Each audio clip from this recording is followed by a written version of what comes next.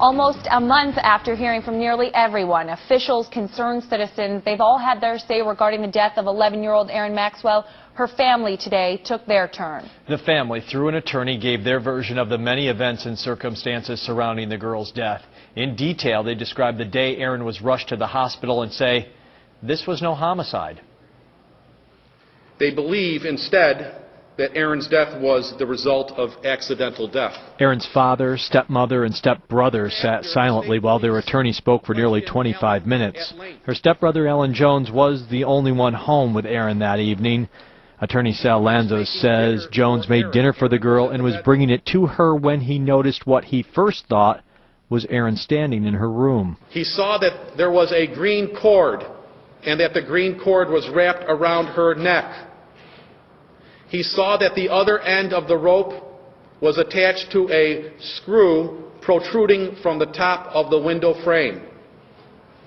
Alan removed the rope from the screw and loosened the rope from around Erin's neck. Jones was questioned extensively by state police. Lanza says Jones cooperated fully, even waiving his right to an attorney because he had nothing to hide. The family has its theories about what might have happened at the house.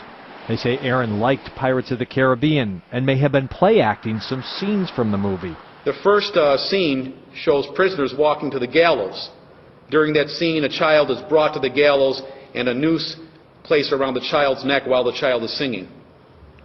The Maxwells are wondering if this scene in the movie made some type of an impression on Erin and perhaps she play acted the scene. They do not know. Lanza and the family produced what they say is the official death certificate.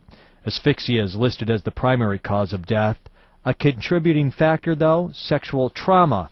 They say they have no explanation for it, but point to the month and a half Erin spent in Nevada visiting relatives this summer. Perhaps the state police should make inquiry and direct their efforts to determine if something happened there. Now, we called state police, but they say, of course, Jen, they have no comment. This is still an open investigation here. Well, Jeff, a lot of people have been talking about Child Protective Services. We know they were called to the house.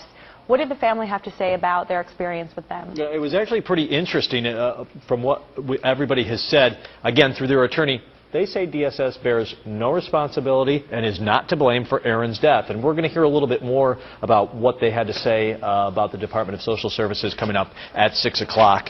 Again, state police continue to investigate Erin's death. So far, investigators have made no arrests in the case. Now, you can watch the entire statement from the family on our website. Look at the top of the homepage for the raw video.